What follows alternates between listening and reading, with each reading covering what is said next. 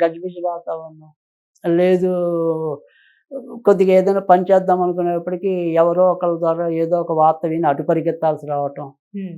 So, అంటే ఒక దాని మీద కాన్సంట్రేషన్ పెడదాము అంటే కుదరని విధానంగా. అదే. సో, ఎవరో ఒకళ్ళ మీద మనకి ఒత్తిడి హ్మ్. ఎవరో ఒకరి పరంగా. సో, అనుకోని ప్రయాణాలు తగులుతూ ఉంటాయి. హ్మ్. సో, ఇవాళ ఇప్పుడు ఏదైనా సరే ఈ పని చేద్దాం అనుకుంటే పలానా వారికి బాగుండలేదు నువ్వు అర్జెంట్‌గా పరిగెత్తుకురా అంటారు. హ్మ్. సో, అక్కడికేమో వెళ్ళని తప్పని పరిస్థితి. అంటే హ్మ్. ఇలా కారణం లేకుండా ఉన్నట్టుండి అకారణంగా ఏవో రకమైన ఇబ్బందులు వస్తూ ఉంటాం. సో, ఇలాంటివన్నీ కూడా కొద్దిగా తొలి అర్ధ భాగంలో ఉంటాయి. అంటే మే 14, 15 లోపు ఉంటాయి ఇవన్నీ. హ్మ్.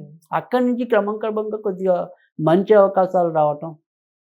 తర్వాత వీళ్ళ యొక్క ప్రతిభా పాటవాలు మరింత విస్తరించబడటం. ఆ రకంగా మంచనేది ఉంటుంది. హ్మ్. అయితే ఇక్కడ ఏదైనప్పటికి కూడా వీళ్ళకి ప్రస్తుతం అయితే అర్ధాష్టమ శని అనేది ప్రారంభమైంది. మొన్న మార్చి 29 నుంచి.